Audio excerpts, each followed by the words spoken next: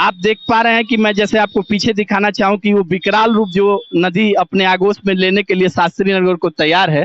यहाँ से उस नदी से और इस रोडवेज की दूरी जो मुख्य हमारा NH-28 के नाम से जाना जाता है।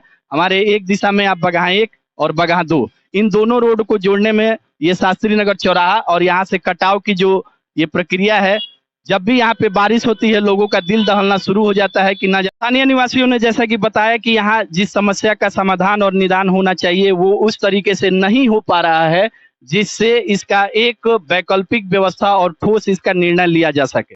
नमस्कार। आज नई दिशा का जो चर्चा का विषय है वो काफी ही महत्वपूर्ण और काफी ही गुण विषय वस्तु के ऊपर चर्चा करने के लिए हम उपस्थित हुए हैं। हम अभी हैं नारायणी गंडक नदी के उस किनारे पे जहां 2007 में जब इस नारायणी गंडक नदी ने अपने आगोश में शास्त्री नगर के 150 घरों को अपने विकराल रूप में इस प्रकार से अपने अंदर समा लिया कि आज वो शास्त्री नगर एक नीतीश नगर के रूप में नया तरीके से एक अवतरित गांव का जगह ले लिया। लेकिन क्या ये 2007 से लेके आज हम 2023 में खड़े हैं, इस गंडक नारायणी नदी के द्वारा जो कटाव हो रहा है और उस कटाव से जितने भी नुकसान यहाँ के स्थानीय जो शास्त्री नगर निवासी हैं उनको क्षति हो रही है, उसकी पूर्ति के लिए क्या कोई जिम्मेवार नहीं? किसी ने भी अपनी जिम्मेदारी को आगे बढ़ के अपने से इस विकट समस्या के लिए निकल के नहीं आया। वो चाहे हमारे स्थानीय समाज के वो बुद्धिजीवी लोग हो, जो हमारे राजनीतिक स्वरूप से जुड़े लोग हो या हमारे प्रशासनिक स्वरूप से जुड़े लोग हैं। तो नई दिशा वैसे लोगों से पूछता है कि आखिर इस समस्या का निदान कैसे होगा। आज अगर ये मैं आपको पीछे दिखा पा रहा हूं कि यहाँ से नदी की चौड़ाई आप देखें तो 11 किलोमीटर तक अपने विकराल रूप में, और मैं सामने आपको दिखाऊं कि बगहा 1 और 2 के बीच में ये बचा हुआ शास्त्री नगर का क्षेत्र ये इस तरह से प्रभावित है कि न जाने कब ये नारायणी नदी अपने विकराल रूप को आगोश में लेके इस शास्त्री नगर को समाप्त कर देगी और बगहा 1 और 2 का आने जाने का मार्ग जो है वो समाप्त हो जाएगा। तो इसकी जिम्मेवारी और जवाबदेही लेने के लिए नई दिशा पूछता है। नई दिशा के माध्यम से हम वैसे लोगों से जानकारी लेना चाहेंगे या हम उन तक अपनी बातों को पहुंचाना चाहेंगे कि आखिर इस समस्या का निदान कैसे होगा। हम यहाँ के स्थानीय निवासियों से भी जानेंगे कि इस समस्या का निदान के लिए कैसे उन लोगों ने अपना प्रयास किया और क्या सरकार के तरफ से या वैसे कोई महकमे के अधिकारी के तरफ से उनका कोई योगदान मिल पाया। जवाब उन्हीं के जवान से हम सुनेंगे जो हमारे यहाँ के स्थानीय निवासी हैं। लेकिन मैं एक बार फिर से आपको बताना चाहूंगा कि 2007 का वो विकराल रूप आप देखें, मैं आपको दिखाऊं कि ये किस तरीके से अभी बाढ़ का अभी पानी का वो स्रोत नहीं है जिस प्रकार से बारिश की पानी होनी चाहिए। उसके बावजूद भी आप देख पा रहे हैं कि किस तरीके से ये नदी का जो पानी है अपना विकराल रूप लेने के लिए तैयार है। क्या वैसे कोई बुद्धिजीवी, क्या वैसे कोई समाज सेवी, क्या वैसे कोई राजनीति से जुड़े हुए लोग, हम किसी पे किसी तरीके का छींटाकशी करना नहीं चाहते, लेकिन हम ये जरूर कहना चाहेंगे या बताना चाहेंगे कि आखिर इस जो बांध का टूटना और बनना है ये कैसे और कहां से होगा। आइए अब हम स्थानीय निवासियों से कुछ जानकारी प्राप्त करते हैं। आइए अब हम स्थानीय निवासियों के बीच हैं और इनसे जानकारी लेंगे कि किस प्रकार से ये हमारी जो विकराल रूप लेके नारायणी गंडक नदी है शास्त्री नगर के लोगों को प्रभावित करते हैं। तो हमारे बीच है क्या नाम हुआ आपका? मुन्ना साहनी।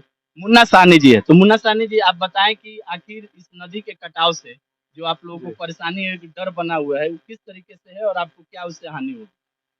उससे पहले कि इस पर मतलब बहुत से लोग आए हैं, बहुत से अधिकारी भी आकर देख कर चले गए हैं और यहाँ बस अड्डा का भी पूरा विचार बना हुआ था, अभी एक पोल लगा है इस पे। तो अभी नदी बहुत दूरी था, तो इन लोगों ने प्लान बनाया कि यहीं को बस अड्डा बनेगा और उसके बाद कुछ लोग आए, अफसर भी आए, देख होकर बहुत लोग चले गए, लेकिन इस पर कोई अभी चर्चा नहीं हुआ, नहीं इस पर बस अड्डा का प्रोग्राम बना। सिर्फ बस अड्डे के लिए निरीक्षण किया गया, लेकिन इस कटाव के लिए कोई वैसे तैयारी कोई तैयारी नहीं बना कि जबकि नारायणापुर से एक पाया है, वहाँ से गोरिया पट्टी तक लगा बांध दिया जाता तो ये पूरे जो जमीन है बच जाता। लेकिन इस पर न कोई नेता, न कोई एमपी, न कोई विधायक, कोई आदमी इस पर ध्यान नहीं दिया, जिसका कारण है कि अब दिन पर दिन नदी है जो सटते जा रहा है। तो जैसा कि मुन्ना साहनी जी ने बताया कि इनका जो परस्पर जिस तरीके का अपना एक परिवेश में ना वैसे कोई नेता निकल के आए, ना वैसे कोई प्रशासनिक अधिकारी निकल के आ पाए।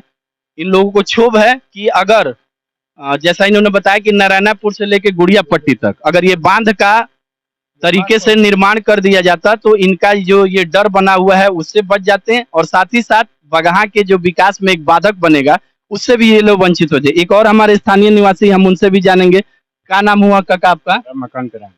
रामाकांत राम जी हैं। तो आप बताएं कि आखिर इस तरह कहाँ की परेशानी और कैसे इसका समाधान हो? समाधान अगर जो अस्थायी अगर जो करे यहाँ से बंधा बनाए, यहाँ से रिंग बांध बने वहाँ तक, तो कैलाश नगर से वो पायातर से और वहाँ गुड़ियापट्टी तक, तो फिर ये जमीन बच सकता है। बगहा के लिए एक नंबर जगह होगा, बचेगा तो सबके लिए फायदा होगा। सबसे अच्छी बात जो इन्होंने बताया कि बगहा एक के लिए ये सबसे परफेक्ट जगह है, सबसे उपयुक्त जगह है अगर इसको तरीके से बनाया जाए। और जैसा कि इन्होंने साहनी जी ने भी बताया कि बस अड्डे के निर्माण के लिए निरीक्षण भी किया जा चुका है। तो यहाँ दो चीजें हैं, एक तो बांध के बनने से यहाँ का जो स्थानीय निवासी हैं उनके ऊपर सबसे बड़ा सुरक्षा का दृष्टिकोण, और दूसरा जो इन्होंने बताया कि काफी सुंदर जगह है, बस का अड्डे का निर्माण होने से यहाँ विकास का भी एक काम होगा। तो आपको क्या लगता है कि अगर यहाँ के लोग निकल के आए या वैसे लोग जिनके माध्यम से इनका समाधान हो सकता है उनको आना पड़ेगा? हाँ, वैसे तो आना पड़ेगा ही। जो मान लीजिए कि लोग देख कर जा रहे हैं तो उससे कोई फायदा है नहीं। सब लोग आते हैं, देख कर चले जाते हैं। वो देखिए ना, बोरी भर रहे हैं, उससे कटाव रुकेगा?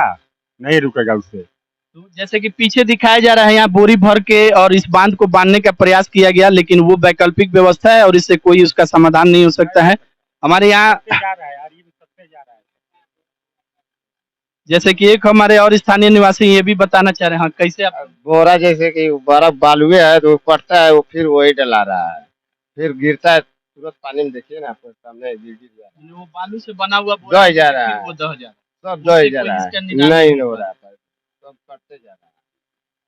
तो स्थानीय निवासियों ने जैसा कि बताया कि यहाँ जिस समस्या का समाधान और निदान होना चाहिए वो उस तरीके से नहीं हो पा रहा है, जिससे इसका एक वैकल्पिक व्यवस्था और ठोस इसका निर्णय लिया जा सके।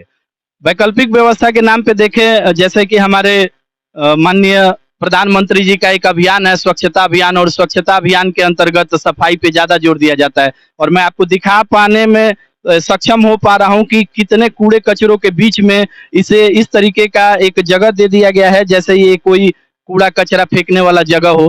तो इससे इस बांध का निर्माण होने का कोई भी ताल्लुकात नहीं। तो मैं बताना चाहूंगा या समझाना चाहूंगा कि वैसे लोग जो समझ रहे हैं कि इस कूड़ा के फेंकने से या इस गंदगी को फैलाने से तो यहाँ के स्थानीय निवासियों को इससे परेशानी होगी और दिक्कत भी होगी, एक संक्रमित और एक बीमारी का रूप ले सकता है। तो इससे भी बचाने के लिए यहाँ के जो भी निजी तौर पे इसके प्रशासनिक जिम्मेवार व्यक्ति हैं उनको इस पे आना होगा और ध्यान देना होगा। और साथ ही साथ एक बार जो यहाँ के स्थानीय निवासियों का, शास्त्री नगर के स्थानीय निवासियों की जो समस्या है कि इस बांध को बनना चाहिए, अगर ये बांध नहीं बनता है तो आने वाले समय में बगहा 1 और बगहा 2 के लिए इतना बड़ा एक जटिल समस्या होगा।